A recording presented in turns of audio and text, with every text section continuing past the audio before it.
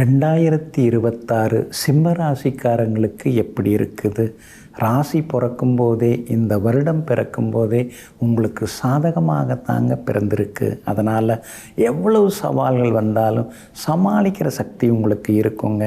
மே மாதம் வரைக்கும் குரு பகவான் உங்களுக்கு நேசக்கரம் நீட்டிக்கிட்டே இருக்கிறாரு. அப்படி இருக்கிறதுனால மே மாதம் வரைக்குமே பணவரவு, செல்வாக்கு எல்லாமே உங்களுக்கு ஒரு பக்கம் இருந்து கொண்டே இருக்குங்க.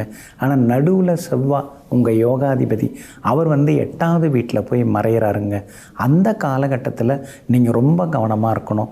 சிறு சிறு விபத்துகள், பண இழப்புகள், குடும்பத்தில் சின்ன சின்னதாக பிரிவுகள் இதெல்லாம் வர வாய்ப்பு இருக்குது. அது எப்போன்னு கேட்டிங்கன்னா, ஏப்ரல் 2ஆம் தேதியிலேருந்து மே 11ஆம் தேதி வரைக்கும் இருக்கக்கூடிய காலகட்டம் ரொம்ப கவனமாக இருக்க வேண்டிய காலகட்டம்.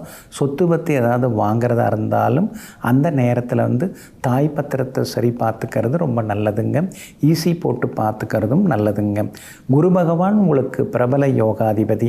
அவர் இந்த வருஷத்தில் 3 வீட்டுக்கு மாறுறாருங்க. மே மாதம் வரைக்குமே உங்களுக்கு லாபஸ்தானத்தில் உட்காந்து நல்லதை கொடுக்க போகிறாருங்க. அதுக்கடுத்தது ஜூன் மாதத்துலேருந்து அக்டோபர் 14 வரைக்குமே 12வது வீட்டில் மறைகிறாரு.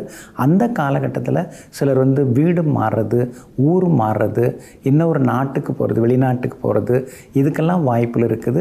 வெளிநாட்டில் போய் வேலை கிடைக்கிறது அல்லது இன்னொரு நாட்டுக்கு மாறுறது, அந்த மாதிரி சூழ்நிலைகள் எல்லாமே வருங்க. வீடு கட்டுறதுக்கான வாய்ப்புகள் இருக்குதுங்க. ஆனால் எதை செய்தாலும் யோசித்து பண்ணுங்கள். காரணம், அஷ்டமத்து சனி இந்த வருடம் முழுக்க உங்களுக்கு இருக்க போகுது. அகப்பட்டவனுக்கு அஷ்டமத்து சனின்னு சொல்கிற மாதிரி எதுலையாவது போய் சிக்கிக்கக்கூடாது. குறுக்கு வழியில் யாராவது இப்படி பண்ணலாம், அப்படி பண்ணலாம், நான் வாங்கி தரேன் அப்படின்னு ஏதாவது இடைத்தரகர்கள் வந்தாங்கன்னா அவங்க கையில் காசை கொடுத்து ஏமாந்துடாதீங்க. சொத்து பத்திரத்தை கொடுத்து ஏமாந்துடாதீங்க. உங்களை மட்டும்தான் நீங்கள் நம்பணுமே தவிர மற்றவங்களை யாரையுமே நீங்கள் நம்பக்கூடாதுங்க.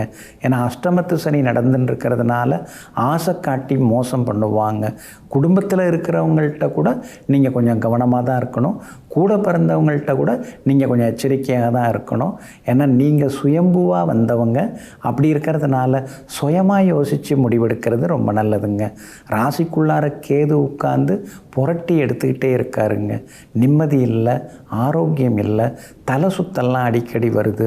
அதனால் உட்கார்ந்து எழுந்திருக்கும்போது மெதுவாக எழுந்துருங்க. அதே மாதிரி சாப்பிடும்போது பக்கத்தில் தண்ணி வச்சுட்டு சாப்பிடுங்க. ஏன்னா புறையேறதுக்கு வாய்ப்பு இருக்குதுங்க. அதே மாதிரி உயரமான இடத்துக்கு போகாதீங்க. ஹை ஆல்டிடியூட் அந்த மாதிரி இடத்துக்கு போகும்போது மூச்சு திணறல் வர்றதுக்கு வாய்ப்பு இருக்குது. அதனால் அது மாதிரி மலை பிரதேசங்கள் போகிறது அல்லது மற்றது மலையேற்றம் போகிறது அதெல்லாம் கொஞ்சம் தவிர்த்துட்டிங்கன்னா இன்னும் கொஞ்சம் நலமாக இருக்கும். எல்லா நோயும் இருக்கிற மாதிரி அஷ்டம சனி உங்களை படுத்தி எடுப்பார். ஆனால் பார்த்தீங்கன்னா எதுவுமே இருக்காது. அதனால் நம்பிக்கையோடு இருக்கிறது நல்லதுங்க. வியாபாரத்தை பொறுத்த வரைக்கும் தனியாக எது வேணாலும் பண்ணுங்கள். கூட்டு சேர்ந்து மாட்டிக்காதீங்க. அதே மாதிரி குறுக்கு வழியில் ஏதாவது பணம் வருது அல்லது லாபம் வருது, இந்த மெட்டீரியல் எடுத்து பண்ணுங்க அப்படின்னு சொன்னாங்கன்னா அதை நம்பாதீங்க. வெளிநாட்டு தொடர்புள்ள நிறுவனங்களோட டைப் வைக்கிறதா இருந்தால் யோசித்து பண்ண பாருங்கள்.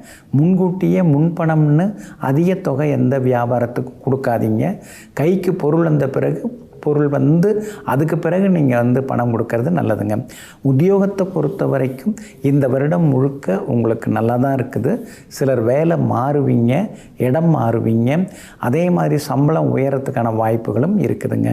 பிள்ளைகளுடைய கல்யாண விஷயத்தில் மட்டும் அவசர முடிவுகள் எடுக்காதீங்க.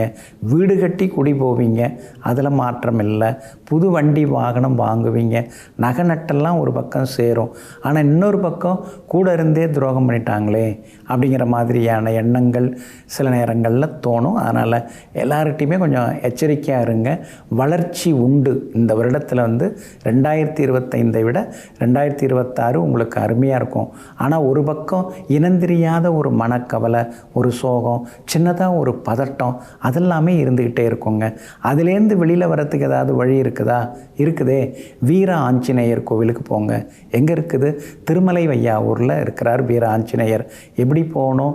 சென்னையிலேருந்து வேடந்தாங்கல் பறவைகள் சரணாலயம் வேடந்தாங்கல் போகிற வழியில் சென்னை அந்த வேடந்தாங்கல் ரூட்டில் 8 கிலோமீட்டர் தூரத்தில் இந்த வீர ஆஞ்சநேயர் திருமலை வையாவூருங்கிற ஊரில் வீர ஆஞ்சநேயர் எழுந்தருளியிருக்காரு. அவரை ஒரு முறை நீங்கள் சேவிச்சுட்டு வர்றது நல்லது. கோதுமை தானமாக கொடுங்க. அப்பா இல்லாத பிள்ளைகளுக்கு ஏதேனும் ஒரு வகையில் உதவுங்க. இந்த ஆண்டு அருமையாக இருக்குங்க. உடனுக்குடன் செய்திகளை தெரிந்து கொள்ள சன் நியூஸ் பெல் ஐகானை கிளிக் பண்ணுங்க.